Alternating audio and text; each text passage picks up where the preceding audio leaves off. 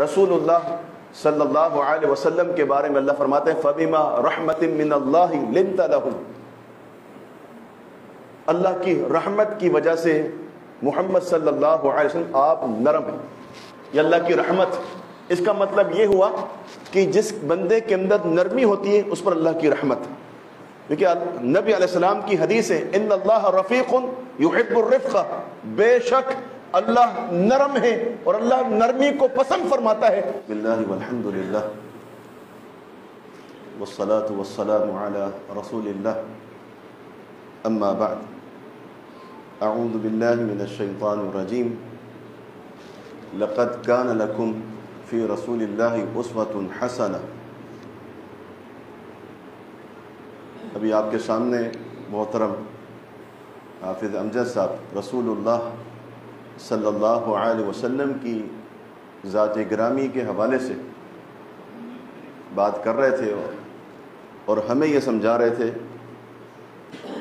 کہ پیغمبر علیہ الصلوۃ والسلام کی ذات سے محبت یہ ایمان کی دلیل ہے، اور جنت میں جانے کے لیے نبی علیہ الصلوۃ والسلام کی محبت کے ساتھ آپ کی اطاعت ضروری ہے.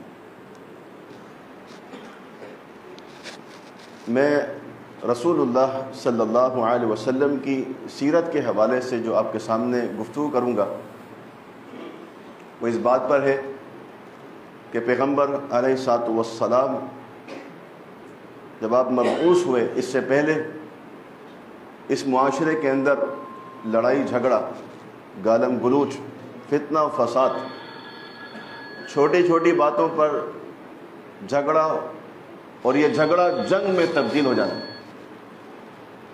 خون خرابہ، قتل و غارتگی، عصبیت، فرقہ واریت، قومیت، لسانیت، یہ بڑے بڑے فتنے موجود تھے.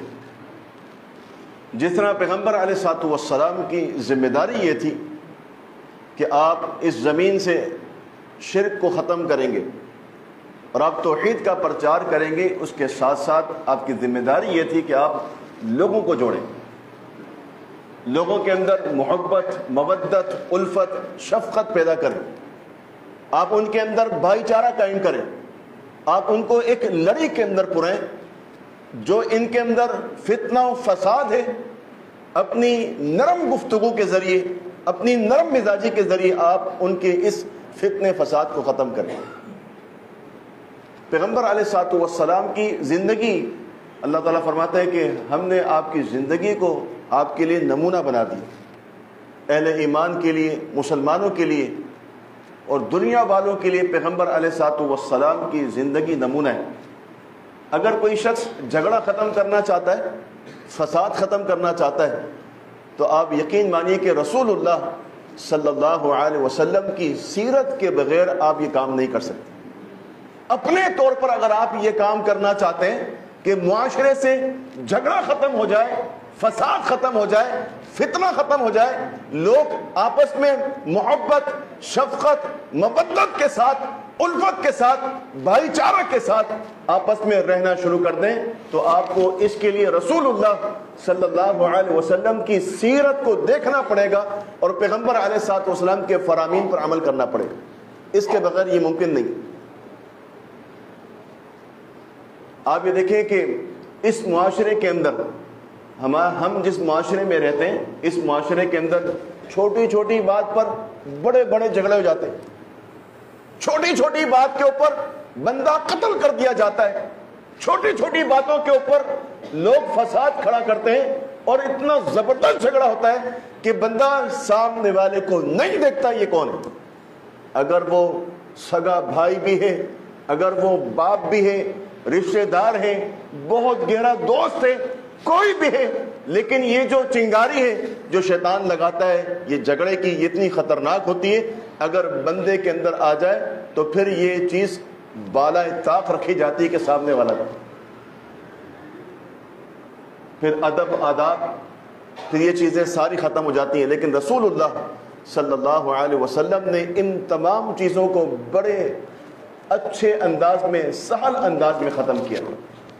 نبی علیہ الصلوۃ والسلام جس معاشرے کے اندر آپ مبعوث ہو کر آئے ہیں، اس معاشرے کا باقاعدہ اس معاشرے کی پہچان یہ تھی کہ اس معاشرے کے اندر گالی دینا یہ معمولی بات ہے، معمولی بات ہے۔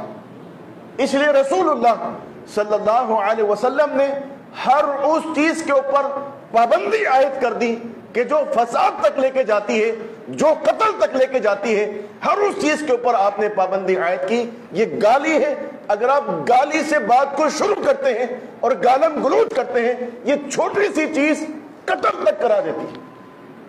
اسی لیے اللہ کے رسول صلی اللہ علیہ وسلم نے فرمایا کہ من کننا فیہ، کہ جس شخص کے اندر یہ 4 بد خصلتیں موجود ہیں، یہ 4 برائیاں ایک جگہ پر کسی شخص کے اندر جمع ہو جائے، خالصا منافقا، یہ شخص پکا منافق ہے۔ نمبر 1 بات، اذا حدث کذب، جب بھی بات کرتا ہے جھوٹ بولتا ہے، جب بھی بات کرے گا جھوٹ کہے گا۔ اس کے بعد جب اس کے پاس امانت رکھوائی جاتی ہے تو یہ خیانت کرتا ہے، اور جب یہ کوئی وعدہ کرتا ہے تو یہ اس وعدے کو نہیں نبھاتا، وعدہ خلافی کرتا ہے۔ چوتھی بات جو رسول اللہ صلی اللہ علیہ وسلم نے بیان فرمائی، آپ نے فرمایا وَإِذَا خَاصَمَ فَجَرَ، اور جب یہ جھگڑا کرتا ہے تو گالی بکتا ہے۔ میرے محترم بھائی، یہ جو گالی ہے یہ جھگڑے کی ابتدا ہے۔ اگر آپ کسی سے بات کرنا چاہتے ہیں، گفتگو کرنا چاہتے ہیں، تو آپ رسول اللہ صلی اللہ علیہ وسلم کی سیرت کو لیں گے کہ آپ پیغمبر علیہ الصلوۃ والسلام کھڑے ہیں، ابوبکر صدیق رضی اللہ تعالیٰ عنہ بھی کھڑے ہیں۔ ایک شخص آیا، اس نے ابوبکر صدیق رضی اللہ تعالیٰ عنہ کو گالیاں بکنا شروع کر دی، مغلظات بکنا شروع کر دی۔ اس نے غصے کا اظہار کیا، حتیٰ کہ ابوبکر صدیق رضی اللہ عنہ سنتے رہے، برداشت سے باہر ہو گئی۔ انہوں نے بھی اس کی بات کا جواب دیا۔ نبی علیہ الصلوۃ والسلام جب وہ گالیاں بک رہا تھا، مغلظات بک رہا تھا، بکواس کر رہا تھا، ابوبکر صدیق رضی اللہ عنہ خاموش تھے، پیغمبر علیہ الصلوۃ والسلام وہاں پر موجود رہے، کھڑے رہے، آپ مسکراتے رہے۔ جب ابوبکر صدیق رضی اللہ عنہ نے اس کا جواب دیا، نبی علیہ الصلوۃ والسلام اس جگہ کو چھوڑ کے چلے گئے۔ نبی علیہ الصلوۃ والسلام کے صحابی ابوبکر صدیق رضی اللہ عنہ پریشان ہو گئے کہ جب وہ گالیاں بک رہا تھا، جب وہ یہ کام کر رہا تھا، اللہ کے رسول علیہ الصلوۃ والسلام خاموش تھے، آپ کچھ نہیں کہہ رہے تھے، میں نے جواب دیا۔ پیغمبر علیہ الصلوۃ والسلام اس مجلس کو چھوڑ کے چلے گئے۔ ابوبکر صدیق رضی اللہ عنہ نے استفسار کیا نبی علیہ الصلوۃ والسلام سے۔ پیغمبر علیہ الصلوۃ والسلام نے بتایا کہ جب وہ گالیاں بک رہا تھا، جب وہ مغلظات بک رہا تھا، تو اللہ رب العالمین نے آپ کی طرف سے ایک فرشتہ متعین کر دیا تھا جو اس کا جواب دے رہا تھا۔ آپ کو ضرورت نہیں تھی بولنے کی، اور جب آپ نے جواب دیا تو وہاں سے فرشتہ چلا گیا۔ اور جب اللہ کا فرشتہ چلا گیا تو پھر وہاں موجود کون ہے؟ وہاں شیطان ہے، اور وہ بھڑکاوا دے رہا ہے۔ سامنے والے کو بھی اس نے بھڑکا دیا، سامنے والا بھی تیش میں آ گیا، سامنے والے نے بھی جواب دینا شروع کر دیا۔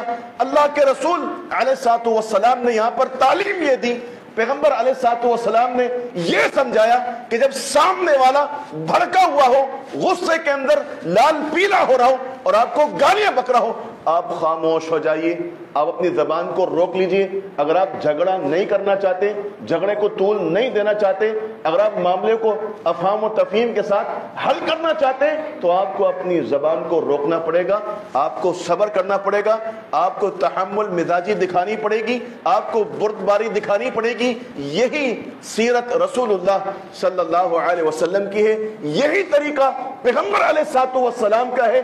نبی علیہ الصلوۃ والسلام نے خود بھی یہی کام کیا، اور پیغمبر علیہ الصلوۃ والسلام نے اپنے صحابہ کو بھی یہی تعلیم دی۔ آپ نے یہ تعلیم دی، آپ نے یہ بات سمجھائی باقاعدہ اپنے صحابہ کو۔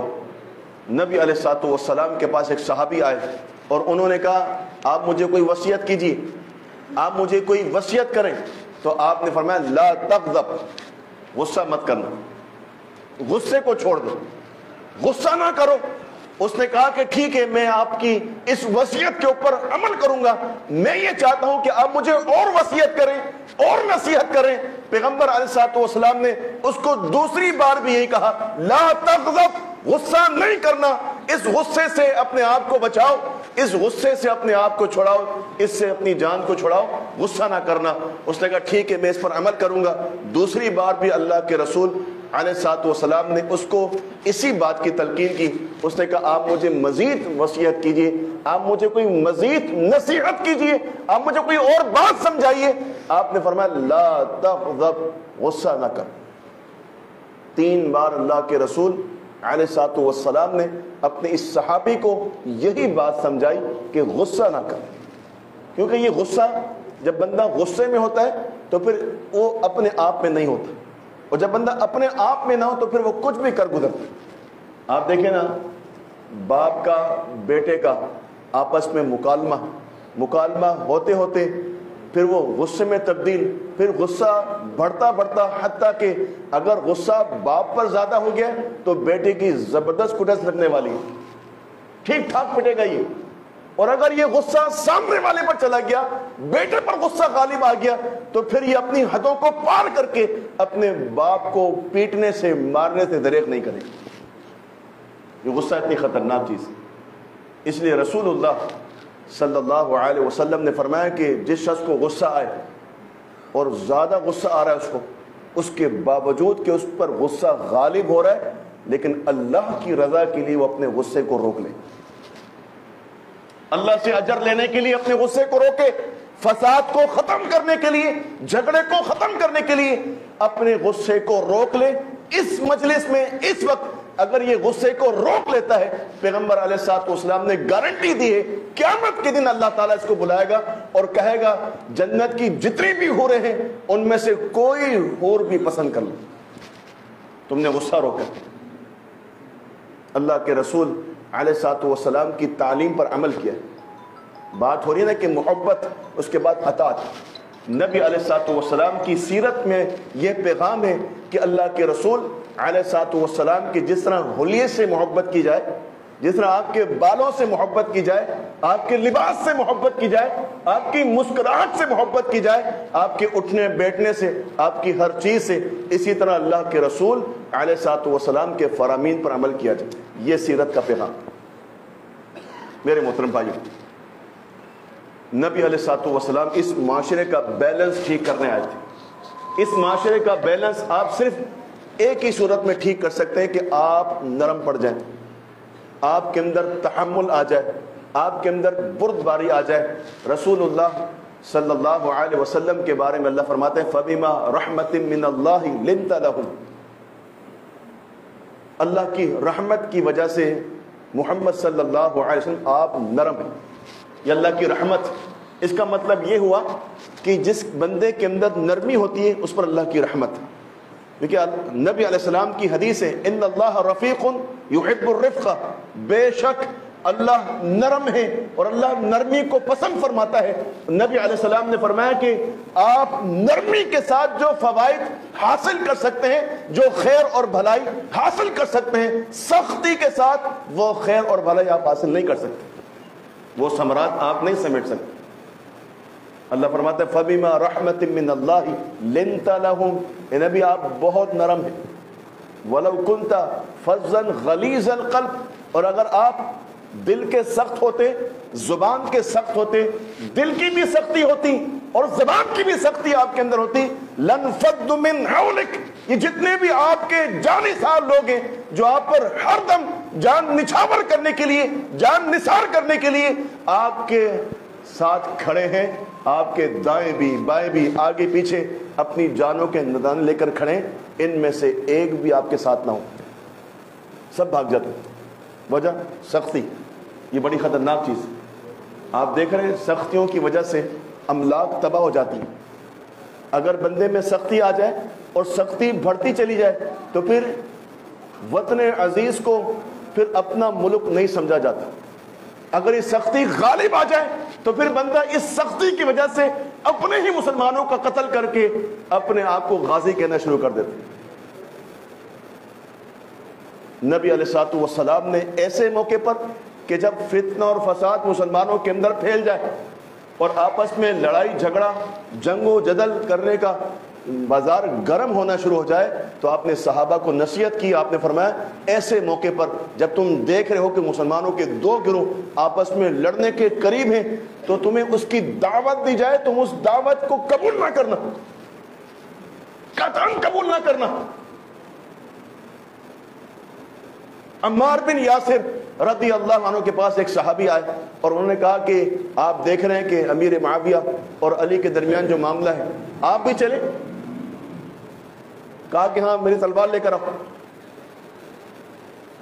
ان کی تلوار لائی گئی, وہ لکڑی کی تھی. ان سے پوچھا کہ آپ لکڑی کی تلوار؟ کہا کہ جی ہاں, ایسے موقع پر اللہ کے رسول علیہ الصلوۃ والسلام کا فرمان یہی ہے کہ آپ کی تلوار ہو تو آپ اس کو پتھر پہ مار کے کند کر دیں, اس کی دھار ختم کر دیں, اپنے ترکش توڑ دو, اپنے تیر توڑ دو. یہ تیر, یہ کمانے, یہ تلواریں, یہ نیزے, یہ بھالے مسلمانوں کی طرف نہیں ہونے چاہیے, قطعاً نہیں ہونے چاہیے. نبی علیہ الصلوۃ والسلام نے اس بات کو کبھی بھی پسند نہیں کیا کہ کوئی مسلمان کسی مسلمان کو صرف گالی دے. آپ قتل تو دور کی بات ہے, قتل دور کی بات ہے, نبی علیہ السلام نے گالی دینے کو پسند نہیں فرمایا. حتیٰ کہ آپ نے فرمایا لیس المومن بالطعان, مومن بندہ کسی کو تانا نہیں دیتا, ولا اللعان, اور کسی پر لعنت بھی نہیں کرتا, ولا البذی ولا الفواحش, فرمایا کہ وہ نہ گالی بکتا ہے اور نہ بے حیا ہوتا ہے.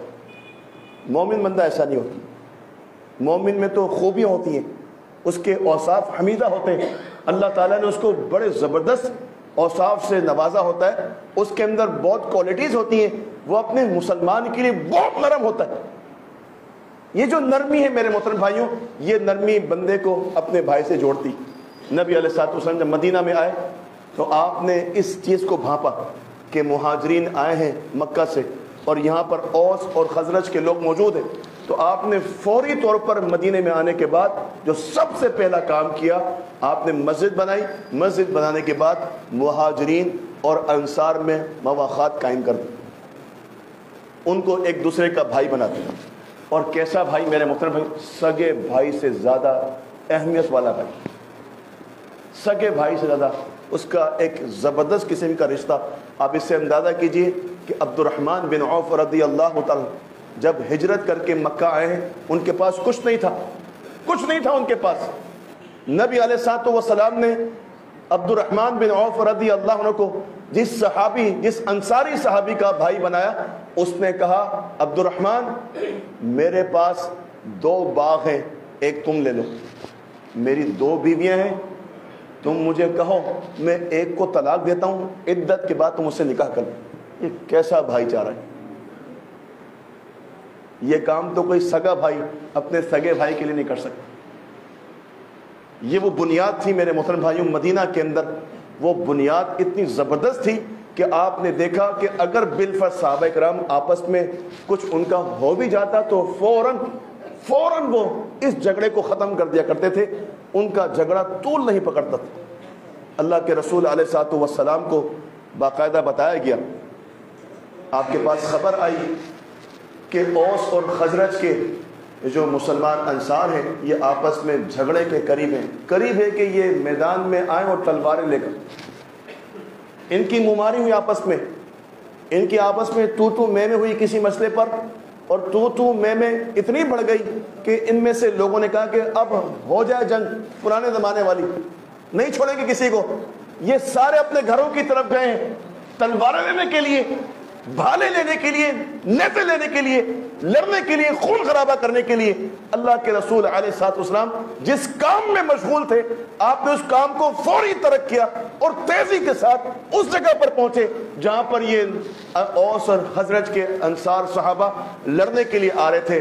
نبی علیہ الصلوۃ والسلام نے ان کو دیکھا اور آپ نے ان کے تیور سمجھے.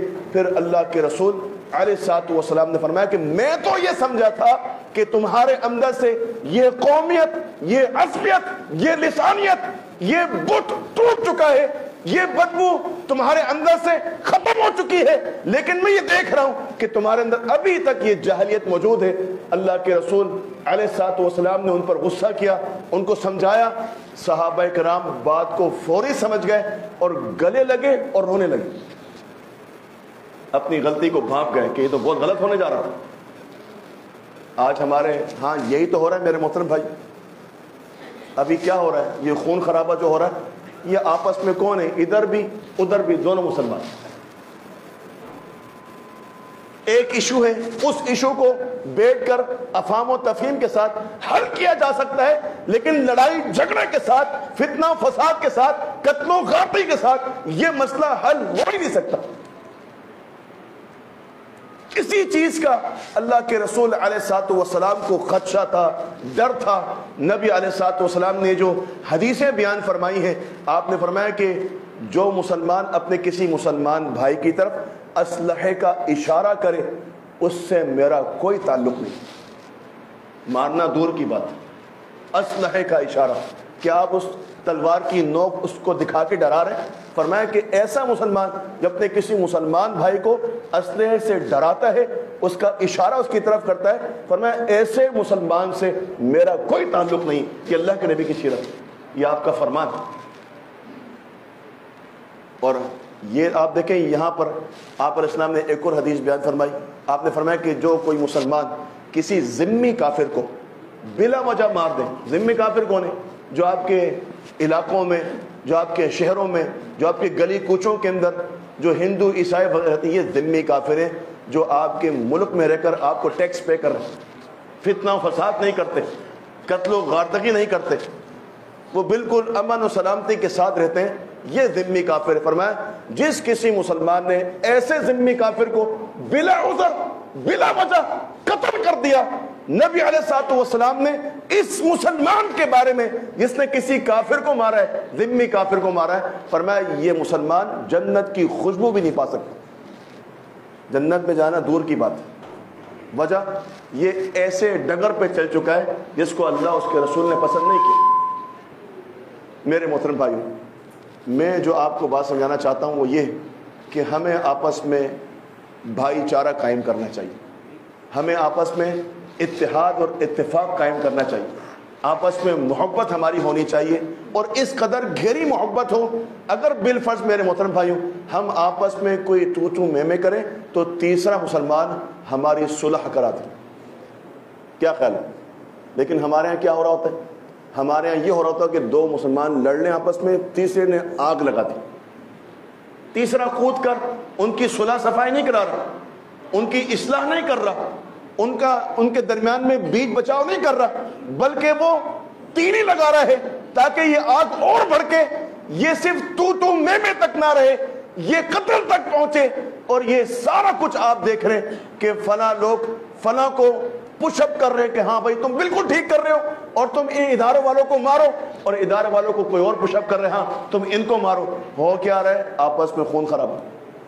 مذاق کس کا اڑ رہا ہے؟ مسلمانوں کا۔ اللہ کے رسول صلی اللہ علیہ وسلم نے کبھی بھی ایسا نہیں کیا، اور نہ ہی آپ نے ایسا فرمایا۔